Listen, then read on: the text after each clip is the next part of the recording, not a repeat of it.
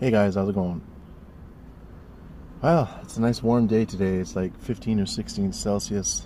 Love it. Um, okay, well, today I'm going to talk about the art of parking. So I figured I'm going to give you something to look at here, a little more interesting than my looks. Um, it's always good to keep things interesting as possible and try to engage my audience. I don't say it often enough, but I always really appreciate you guys watching. So thank you for that. Okay, the art of parking. I've been living in a van for about 22 months now.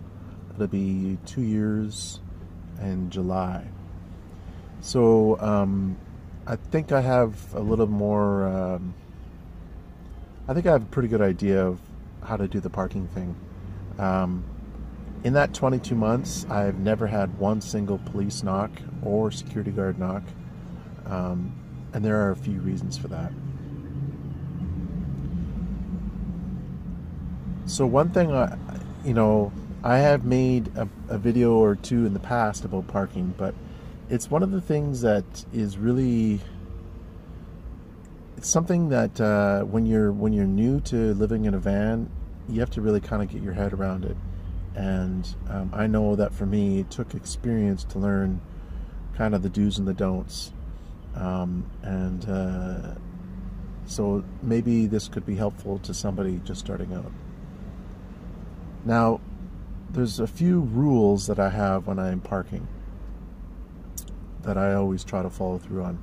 Number one, never, ever, ever park in front of a private residence. It's just inviting problems, and the less problems you have, if someone's knocking on your door or your window in the middle of the night, it's a hassle. So really the art of parking is all about reducing hassle as much as you can. You do not want to get woken up at 3 o'clock in the morning by some security guard or police officer saying, "Hey, we got a problem here, you can't park here, there has been a complaint." So never ever park in front of a private residence. I don't even park in like anywhere near a private residence, generally speaking. What I do is my number one go-to is in front of apartment buildings, because you blend in. People don't know whose car that is. If you're living in a private residence on a street, I remember when I was growing up, my stepfather used to always say, "Who's that guy parking over here?" And he would always be keeping an eye on what's going on the street. And a lot of people are like that. They know if there's a car that's out of place, and they'll keep an eye on it, and that can cause you issues. So if you park in front of an apartment building, there's no way you can keep track of 150 different apartments and the comings and goings of people. So it's a great place. Another really good place, which I've been utilizing more and more, is parking in front of light industrial areas.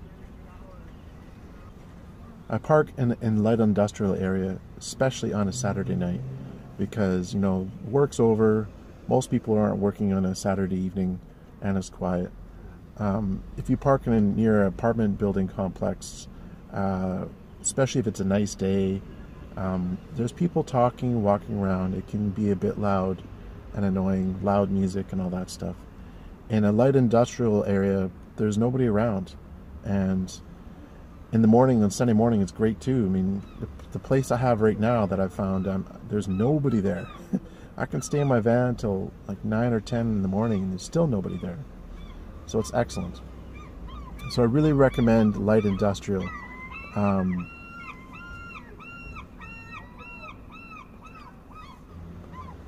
Another thing I think that's important regarding parking is if you're looking for a new spot, don't do it in the dark. Do it where you can see where you are, where you can kind of get a feel for the area, and you don't want to get broken into. So it's really important to park in an area that is not high crime. And so it's always best to try to park where you don't have to park while it's daytime, but you need to look where you are so that, you know, when it's night, it's hard to see where you are unless the streets are really well lit. You want to make sure that you're in a good spot. So come back later when it's dark, kind of do some reconnaissance during the day.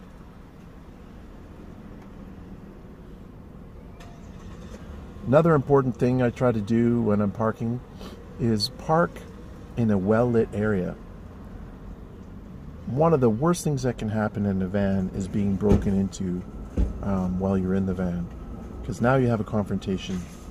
So one of the ways to avoid that is to park in a well-lit area, because thieves hate light. If you're parked underneath a bright light and the car or your van is well lit up, your chances of being broken into are drastically reduced. So park in a well-lit area. I know a few places that are really good areas, really good parking spots, but I won't park there at night because it's dark and it's just an invitation for being broken into. So one thing I've kind of been experimenting with is the time of day to park.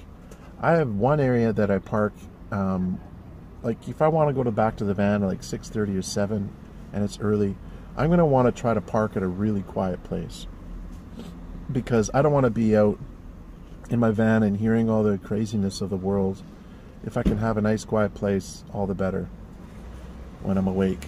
Now, the other thing is I can go to a place that's a little louder, but I go there when it's later at night. So like 11 o'clock or 10:30 at night, if I'm going late, I'll go to a spot that is a little bit busier. But usually by that time of night, it's getting quiet anyway. Alright guys, well, it's just a few ideas on parking. I hope you found those ideas beneficial. And if anybody, other full-timers have other ideas,